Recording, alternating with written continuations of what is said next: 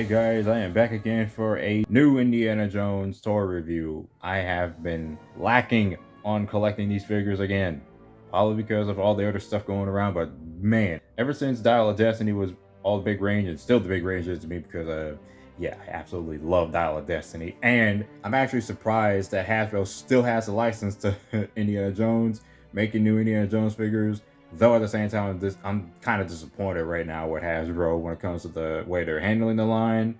Not too impressed on the retro collection, but I will probably be getting some figures from the line, especially Last Crusade Solid. It's the only Last Crusade Solid that exists.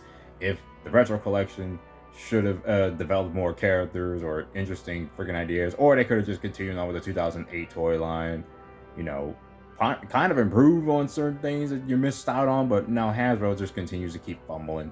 But regardless, I am going to be reviewing two of the 6 figures in this Lost Wave, which the most elusive Indiana Jones set of all time, in my opinion. It's like, god dang it, I really wanted this set, but never got it because it's obviously a San Diego Comic-Con exclusive, and it never got sold in stores.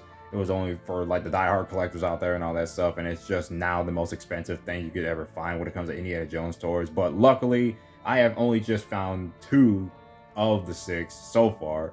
Also, before I even get started with this review of the Lost Wave like figures I have obtained, which you see in the thumbnail, just want to give you a look at this little Kit Bash Indiana Jones right here, which is basically inspired by the Lost Wave Indy that came with the fertility idol and all that. Basically, this is just a Kit Bash of the Temple of Doom head and Crystal Skull body, and that's exactly what the Lost Wave figure is. Just no comment really needed. I don't really need to actually get the Lost Wave version because I already have the Kit Bash version here. So yeah. But let's go ahead and take a look at the 2 prized possessions of the Indiana Jones toy line so far. Marion Ravenwood and German disguised Indiana Jones. I'm more excited to look at this figure because I've been wanting this Marion figure for a very long time. Ever since I first saw it, it was just an impressive looking figure in my opinion.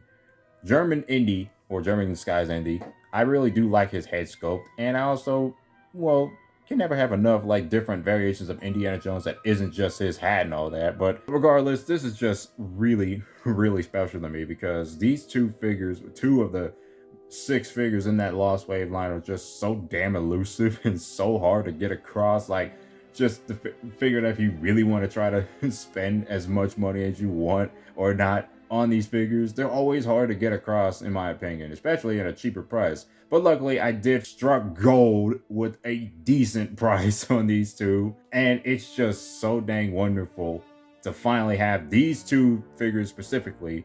And a part of me really wants to get the other ones, but it'll probably cost me another arm and a leg or something. But these 2 figures, I'm like so excited to look at this. Rather than me rambling, we can take a look at the package first because, well, we don't have to look at for all of them because they're all the same for the Lost Wave line. But as stated in my previous reviews of these toys, that the packages is basically similar. The same package from 2008. They just happened to just use it for 2011 for the 30th anniversary of Raiders of the Lost Ark. Now it's 40 plus years. But obviously you got the Indiana Jones logo up there. The still image of Harrison Ford as Indiana Jones from The Last Crusade up there, along with the whip coiling down there. It's still one of my favorite package designs. I really like the way this package design looks. And you get the tagline with Marion Ravenwood and Raiders of the Lost Ark. And each Lost Wave figure comes with a figure stand of the Indiana Jones logo. And you see the figure, everything in the package, side to side, really nothing special. But back here is obviously a bio and the 30th anniversary logo up on the top, as you can see right there. Obviously a bio about Raiders of the Lost Ark, how much of an impact it made on everybody, and rightfully so. What an amazing movie. It's got that iconic image of Raiders of the Lost Ark and the sunset, them dig into the Well of Souls, alongside the Last Crusade image of Indiana Jones still there from every package of Indiana Jones. Down there, we got the Hasbro logo over here, and nothing special down there. But that's it for the package of this, and it's basically the same for the other figures, so I don't have to go over it. But regardless of all that, we can stop talking about the package, and let's go ahead and take these 2 rare pieces of history out of the packages. Alrighty, so we have the 2 rare elusive figures, Marion Ravenwood in her white dress and German disguise Indiana Jones, out of their packages. Seriously, it's just so surreal. In my opinion, this is just so damn surreal to have two of these figures. And it's just been really difficult trying to collect some of these figures sometimes. But at most times, you always wonder to yourself if it's really worth it or not. At this one, this case right now, it truly is. It really is, because I've been longing to get at least like half of these figures from the toy line, at least from this particular wave, the Lost Wave. Damn shame that this was never released in stores. I don't even, god dang, I don't even know what the heck happened with this line. But seriously though, it's like enough of me rambling and almost ranting of sorts. I'm gonna have to go to let's review Rocket Launcher Indy first. I'll get him out the way. But I haven't really gotten to reviewing any German or Nazi figures yet, but I will be collecting some of those figures to go over. But again, here is Rocket Launcher Indy, and here is the likeness to Harrison Ford on this figure, which actually looks really, really good. I really like how it matches Harrison Ford here. I will agree that the paint job from up here does look like this is like a prototype or something. Like it's meant to be like, gotta wait a little bit longer until they finalize it. But I feel like they got the facial expression and the look of him right. That is what I like. They definitely got Harrison Ford's likeness on this, but it's the blood on his head. It's supposed to be blood, but it just looks like a splotch, like it just splattered on him. That's the only problem I actually have with the head. But other than that, the likeness is incredible to Harrison Ford. I really love the likeness on his head. And the outfit he has is obviously a German disguise, which is really detailed. Looking at it from close up, it actually looks really, really good. And this actually goes good with the Dial of Destiny, though it's obviously a different outfit, so it doesn't really match much. Like if I didn't have any Dial of Destiny Indiana Jones figures, because Hasbro hasn't made any 3¾ inch Dial of Destiny figures yet. Shame on them. But who knows? They might do it, they might not do it. Knowing how they don't know how to market these figures that much. But seriously. Yeah, I really do like the way it looks. The detailing on the German outfit looks really good. The belts and everything look really great. The rocket launcher he has is is really incredible. You can see some of the, like, it looks like it's worn, like it's got some worn details painted on it too, and it's also got a strap down here. It's not like anything special though, because it's all like just sculpted. I don't think Indy can probably hold that or carry that into some way, so he's just only handling it in just one position. But yeah, the rocket launcher is also really incredibly detailed. It looks much better than the rocket launcher from the 2008 line. I think it is a little bent because, you know, Hasbro and their quality control issues, but I think it looks pretty fine. It just, the rocket launcher looks really good. That's all I can say. Looks just like it did in the film. But really, I'm just impressed with that head. I really like the head. Anyways, it was lower down. And we all know the Indiana Jones articulation straight off the bat, but some of them, okay, we already know they got the swivel wrists and and like the ball jointed elbows and shoulders, the swivel waist and the ball jointed head and all that. We all know that, and the swivel legs. But what I didn't notice is that they have an extra, like two different joints. You got the ball hinge knees, but then you also got swivel boots. The boots got two swivels, one in the ankle, or two in the ankles, and two right here. So it's kind of strange, but at the same time, it is kind of nice, I guess, to add more like motion in the detailing of that posing if they wanted to. Overall, I really do like that. It's kind of strange though, because at first I thought I was gonna break the figure by accident, but nah, it's pretty detailed. Also, speaking of pretty detailed, looking at the boots, they also got a bit of detail added into them to make them look more like actual boots instead of just toyetic. Actually is a really nice detail they added into it. So again, this is a really good figure. Here's the back of it. All the creases and the detail. It's like, this is really good.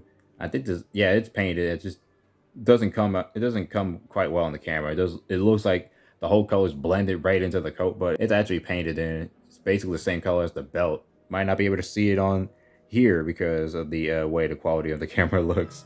German disguise Indiana Jones. Really nice figure in my opinion, and it's just a damn shame that it hasn't been released in stores, just only in Comic-Con. So yeah, there it is. It took a bit for me to actually get him to stand. Just fixing up those legs. So now we have the figure that I've been really wanting is Marion Ravenwood in the white dress. Always really adored this dress and also adored the likeness to Karen Allen on this figure. It looks so much like her now. Just let me move the torch out the way because she carries that. But here's the likeness. Oh my goodness, that looks so much like her. And speaking of which, let's just go bring up the old Karen Allen from 2008. Might not be able to see it that much now compared to this figure. This is one of the reasons why I picked up this figure, because that likeness is so beautiful to Karen Allen. I absolutely love this figure. For this likeness alone, her hair is nice. It's also got some brownish details alongside it to differentiate from the one tone color they use, but it is really good. So they got some detailing in that hair looking really good. There's the back of it, seeing how nice it looks. Also the back of the dress. But the dress, also noted that the dress is also really detailed and did sculpt. It's really nice. You might not be able to see it much because of the exposure. I might as well go ahead and tone it down. There we go. But there is the detailing of this dress. It is nice. It would have been nicer if it was all cloth though. Just imagine that. The only one that is cloth is basically the Kenner version and the Retro Collection version, which I will not be buying. I did see it at the stores, but I decided not to pick it up. I'm just more obsessed with this figure, way more than the Retro Collection version. Just an overall nice figure. Just absolutely beautiful. The back of the dress as well, that bow, everything. Just the way it's tied up together is sculpted in the plastic, but it overall just looks nice. So down here, she only has one heel on because the other one fell out. Then you just got basically that. It almost looks like her foot turned into a shoe. I don't know what the heck is with the sculpting on that, but it doesn't look too terrible. Yeah, really, I'm just so amazed by that likeness. It looks so much like her. So good. The dress is amazing for the detail that it has, but the head sculpt is the reason why I bought this figure. Just an absolute beautiful head of Karen Allen. And then she comes with the torch, which looks like it's a repaint of the Well of Souls torch that Sala included, which I have my Lost Wave custom in. I keep saying custom because it is a custom. It's essentially, yeah, it almost looks like the same one. So Marion's got a lighter one and Indy's got a darker one. But yeah, that's the torch. Basically the same as the previous torch that Sala has. And she also comes with snakes. Why'd it have to be snakes? She comes with one that has a cobra sticking out, which is supposed to represent the same one that looks straight at Indy. I'll have to put this Marion figure back. She stands up without any freaking problems. Already liking that figure way more. There we go. You can see the detailing of that cobra sticking out, and it looks really good. It's also the one that sticks out because it's painted red. Could have been colored brown if they really wanted to, but it's nice overall. They also have a little bit of gold. I guess it is a gold looking color or bronze looking color that they painted on here from the underneath. And it also got more snakes down here painted green with a bit of red airbrushed in. And they are nicely detailed. You see the scales, tiny little scales popping up in there. And that is it for the snakes. Nice accessory that she comes with. And of course, the bases that both figures come in, the figure stands, or the Indiana Jones logo with the bullwhip cord around it. It's a really nice stand, I will admit, though it's kind of strange to include these types of stands here. I don't think they really have much of a purpose to serve other than to try to make the figures stand, but the figures already stand up pretty good on their own. But I think these are still pretty nice bases to add into this to make them more collector-ish, collector's items. I don't have to put them on though. I'll just leave it at that. But yeah, oh yeah, he's standing in the frame. My custom Lost Wave Indy. Just imagine if I had the real Lost Wave Indy, which I probably won't be buying. I'll just stick with this one. But yeah. Also, if there's one more thing I want to go over about these two figures is obviously the head sculpt looking like Harrison Ford. And like I said, the Temple of Doom Indiana Jones head is one of the best head sculpts. And I think they carried over that kind of look on Harrison Ford and kind of carried it over on the Rocket Launcher Indy. Though the skin tone is different, but I feel like they carried that over because it definitely looks like him, just like how this figure looks like him. Again, really nice figure, and I think they look really nice. And I think I might be able to do some head swapping. Let's see if I can try, because this looks a little promising. Oh, what do you know? It actually freaking works. The head joint fits in like a glove. But at the same time, it does make his neck look a little too long. But yeah, and his skin tone is still a little off. But regardless, it fits. And I think it looks pretty okay. It looks pretty good. Wait a minute. Hold on a second. Oh, no. He can't fit the hat on. Never mind. This hat from the Crystal Skull Indiana Jones will not fit on him because the hair is so bushy and bulky, it will not fit on. So that is unfortunate. And I also tried it out with this one. It actually fits a lot better on this figure. Like the neck is like a little less long compared to the other one in my opinion. I actually think this looks really nice. Wow, that actually looks really, really good. Yeah, just this head is really good. I really like this head. If it didn't come with the blood on it, I think it would have been much better. Like, this is just great. I like this. I really do.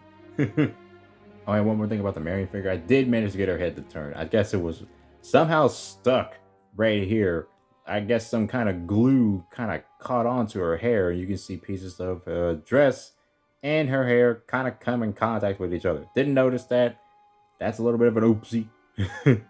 But I also tried to see if her head could switch out with the old body and all that stuff. That doesn't work because the ball joint on this figure is completely different, being that it's the deluxe Marion figure. I'm assuming the older Marion figure has a different head joint, but then again, nah, I don't think so. But this is the same figure as the old Marion, but the head joint on this one is bigger than the one on this figure. So I guess it's kind of unfortunate that there's no real way to have this head be on this one.